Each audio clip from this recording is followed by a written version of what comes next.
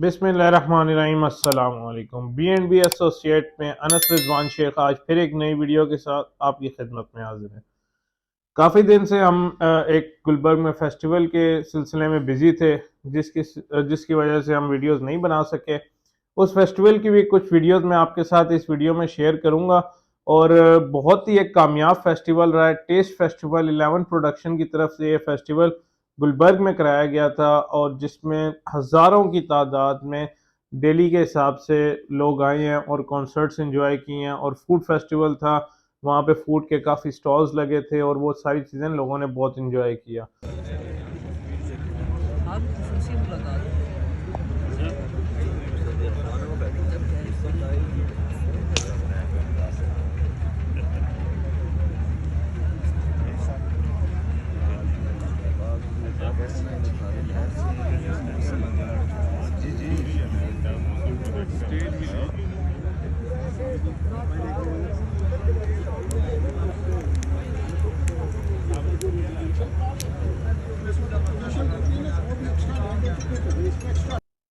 बहुत ही एक अच्छा फेस्टिवल रहा है। और ये फ्राइडे सैटरडे संडे को फेस्टिवल था, जिसमें काफ़ी जो है ना लोगों ने आए, फैमिलीज आई, लोग आए, लोगों ने एंजॉय किया।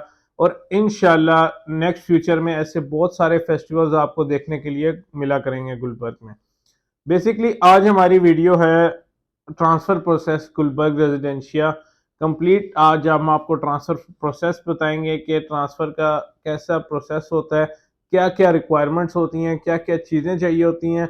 और एक डील जब स्टार्ट होती है, एक डीलर स्टार्ट करता है डील, तो उसके अंदर क्या क्या चीज़ें होती हैं, और वो सारी चीज़ें आज हम आपको इस वीडियो में बताएंगे। तो सबसे पहले स्टार्ट करते हैं।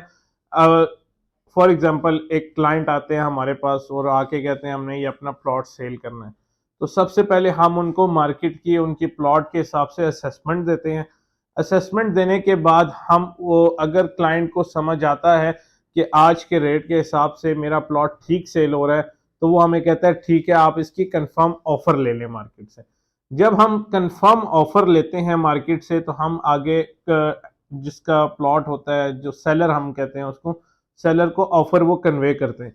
जब म्यूचुअल अंडरस्टैंडिंग के साथ वो डील डन हो जाती है हमारी, तो उसके बाद हम उसको बयाना सेंड करते हैं। बयाने का मतलब ये होता है कि दोनों पार्टीज पाबंद हैं जो बात हो चुकी है उन चीज़ों पे।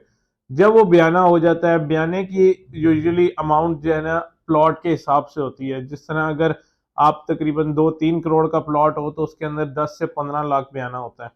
अगर आप कोई छोटा प्लॉट ले रहे हैं 40-50 लाख का, तो उसके अंदर 2 लाख 3 लाख बयाना होता है।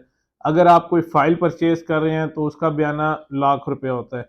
हर चीज़ के हिसाब से बयाना मैटर करता है। कि अगर आप कोई फार्म हाउस परचेज कर रहे हैं, तो उसका बयाना ही तकरीबन कोई करोड़ 1.5 करोड़ रुपया बयाना होता है। बयाना होने के बाद जो टाइम सेट होता है, फॉर एग्जांपल 10 डेज का, 15 डेज का, 30 डेज का, 60 डेज का, ये भी डिपेंड करता है डील पे। और जो हमारी डिस्कशन होती है म्यूचुअली के सेलर ने इतना टाइम दिया, परचेजर ने इतना टाइम लिया ट्रांसफ़र के लिए, उसके बाद हम वो टाइम एग्रीमेंट में लिखा जाता है। एग्रीमेंट के बाद जब भी ट्रांसफ़र की डेट आती है, उससे पहले कुछ डॉक्यूमेंट्स रेडी किए जाते हैं। उन डॉक्यूमेंट्स के लिए सेलर का सीएनआईसी चाहिए होता है, परचेज़र का सीएनआईसी चाहिए होता है, सेलर की 2 फ़ोटोज़ चाहिए होती हैं और परचेज़र की 2 फ़ोटोज़ चाहिए होती हैं। ये डॉक्यूमेंट्स रिक्वायर्ड होते हैं जो सेलर और परचेज़र ने लेके आने होते हैं। इसके साथ-साथ सेलर अपना अलॉटमेंट लेटर लेके आएगा जो उसके प्लॉट का है, ओरिजिनल अलॉटमेंट लेटर। और साथ-साथ अगर उसकी कोई ऐसी है कि अलॉटमेंट लेटर के बाद उसने कोई पैसे फाइल में जमा कराए हैं, तो उनकी सारी रसीदें ओरिजिनल लेके आएगा। अब हमारे जो डॉक्यूमेंट्स रेडी होते हैं सोसाइटी में, वो बेसिकली होते हैं, एक तो सबसे पहले ये आपका ट्रांसफ़र फॉर्म हो गया। ट्रांसफ़र फॉर्म के अंदर हम सारी डिटेल्स एंटर करते हैं, जिसमें सेलर की डिटेल्स, परचेज़र की डिटेल, प्लॉट की डिटेल। और ये नीचे जिस तरह यहाँ पे आप देख सकते हैं, यहाँ पे सेलर के साइन होते हैं सोसाइटी में जाके कि ये इसने प्लॉट सेल कर दिए। और इसके साथ साथ यहाँ पे साइन होते हैं परचेजर के, जो बंदा परचेज कर रहा होता है। परचेजर के यहाँ पे भी 2 साइन होते हैं, 2 साइन सेलर के, 2 साइन परचेजर के। और इसी के साथ साथ एफबीआर की तरफ से आईबी सोसाइटी में ये रिस्क असेसमेंट फॉर्म है। रिस्क असेसमेंट फॉर्म बेसिकली ये एफबीआर की तरफ से दिया गया है कि सेलर और परचेजर दोनों अपना शो करवाएंगे कि आप किसी एजेंसी के साथ तो नहीं है, या आप कोई ऐसी कर रहे हो जहाँ से आप मनी लॉन्ड्रिंग कर रहे हो। वो सारी चीज़ें आपने इसके अंदर फिल करनी होती हैं। जो नहीं होता वो नो कर देता है, जो होता है वो यस कर देता है। और इसी के साथ साथ नीचे इन्होंने जो ऑप्शन दिए हैं कि आपकी एससीसीपी में कोई कंपनी रजिस्टर है या नहीं है, आप फाइलर हैं या नहीं है, वो सारी चीज़ें आपने रिस्क असेसमेंट फॉर्म में फिल करनी होती हैं। और इसके साथ साथ 3 स्टाम्प पेपर पे हम ये चीज़ें प्रिंट कराते हैं। एक ये डिक्लेरेशन फॉर्म है। डिक्लेरेशन फॉर्म भी बेसिकली एफबीआर की तरफ से ही दिया गया है, और इसके अंदर आप अपनी इनकम का जरिया शो कराते हैं कि आप जो प्लॉट परचेज कर रहे हैं इसका सोर्स ऑफ फंड्स क्या है, आप काम क्या कर रहे हैं, और ये सेलर का भी और परचेजर का दोनों का फेल होता है। और इसके नीचे जो भी आपका डीलर होगा, रियल एस्टेट एजेंट्स, वो अपनी डिटेल्स फिल करेगा, डीएनएफबीपी फॉर्म अपना लगाएगा। डीएनएफबीपी फॉर्म के बारे में बेसिकली मैं बताता चलूँ तो ये एंटी मनी लॉन्ड्रिंग और इसका फॉर्म होता है जो रियल एस्टेट एजेंट का बनता है कि जो रियल एस्टेट एजेंट काम कर रहा है वो यहाँ पे रजिस्टर्ड है या नहीं है, वो डीएनएफबीपी फॉर्म से प्रूफ होता है। उसके बाद आपका एक होता है सेल एग्रीमेंट। सबसे इंपॉर्टेंट चीज जो इस ट्रांसफर की है वो है सेल एग्रीमेंट। सेल एग्रीमेंट के अंदर प्लॉट की डिटेल्स, सेलर की डिटेल्स, परचेजर की डिटेल्स और प्लॉट की डीसी वैल्यू के हिसाब से उसकी वैल्यू लिखी जाती है। जिस तरह अगर हम ये बात करें, ये डबल ए का प्लॉट है और डबल ए के प्लॉट की जो टोटल मार्केट वैल्यू है वो इस टाइम है तकरीबन 20 से 25 लाख रुपए, और जो उसकी डीसी वैल्यू है 5 मरले के नॉन डेवलप प्लॉट की वो है 18,10,000 रुपए।